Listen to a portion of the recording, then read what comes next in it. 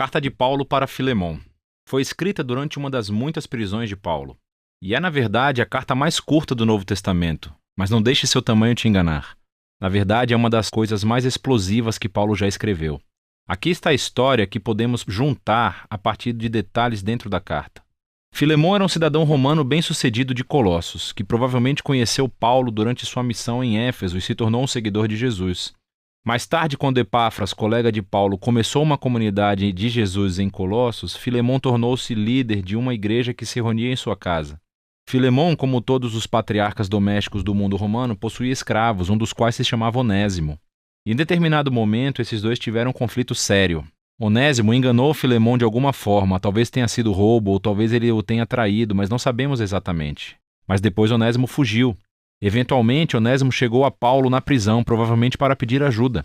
E no processo, ele se tornou um seguidor de Jesus e, em seguida, um amado assistente de Paulo. E assim, Paulo se encontra em uma situação muito difícil e delicada quando escreve essa carta. Ele pedirá a Filemon não apenas para perdoar Onésimo e recebê-lo de volta, mas para aceitá-lo como um irmão no Messias e não mais como um escravo. Veja como ele faz isso. Paulo começa com uma oração.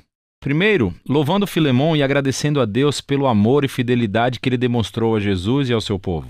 E então abre o caminho para o seu pedido com esta frase: peço a Deus que a fé que une vocês a nós faça com que compreendamos mais profundamente todas as bênçãos que temos recebido na nossa vida, por estarmos unidos com Cristo.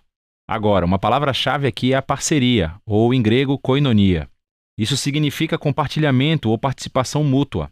É quando duas ou mais pessoas recebem algo juntos e compartilham, tornando-se parceiros. Paulo está dizendo que a fidelidade a Jesus significa reconhecer que todos os seus seguidores são parceiros iguais, que compartilham juntos o dom do amor e da graça de Deus. E para Paulo, essa experiência de koinonia entre os seguidores de Jesus não é apenas uma ideia, é algo que você faz em seus relacionamentos, o que leva Paulo a seu pedido. Ele finalmente cita Onésimo. Ele diz que ele se tornou o filho de Paulo na prisão, o que significa que Paulo levou Onésimo para dedicar a sua vida e lealdade a Jesus. E assim, Paulo e Onésimo são agora membros da família no Messias. Ele está servindo a Paulo fielmente na prisão. E mesmo que Paulo queira mantê-lo por perto, ele sabe que este conflito não resolvido com Filemon tem que ser reconciliado se eles afirmam que são seguidores de Jesus. O que leva Paulo ao seu pedido ousado, que Filemon receba Onésimo de volta, não mais como um escravo, mas como um irmão amado no Senhor. Este é um pedido muito ousado. Sob a lei romana, Filemon tinha todo o direito legal de punir ou mandar prender Onésimo. E Paulo não está apenas pedindo-lhe para perdoar Onésimo, mas para receber de volta seu ex-escravo em Colossos como um igual social, como um membro da família. Isso é muito mais do que gentileza, isso é inédito. É libertar um escravo e depois tratá-lo como um membro da família. Isso perturba o status quo da ordem social romana. Por que Filemon deveria fazer uma coisa dessas? E aqui Paulo faz uma jogada brilhante. Ele lembra a palavra-chave da oração de abertura. Ele diz, se você realmente é meu parceiro, é aquela palavra grega koinonia novamente.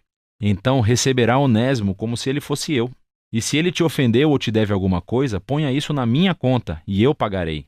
Nesse pedido, vemos o coração da mensagem do Evangelho de Paulo sendo encenado. Antes de mais nada, é sobre reconciliação. É como ele disse aos Coríntios. Em Cristo, Deus estava reconciliando o mundo consigo mesmo, sem contar os pecados das pessoas contra ele. Então, nessa situação, Paulo está se colocando no lugar de Jesus. Ele absorverá as consequências do erro de Onésimo. Ele pagará qualquer custo para poder se reconciliar com Filemon. Mas a mensagem de Paulo era mais do que um negócio legal. É também sobre koinonia. Onésimo, Filemon e Paulo são todos iguais perante Deus.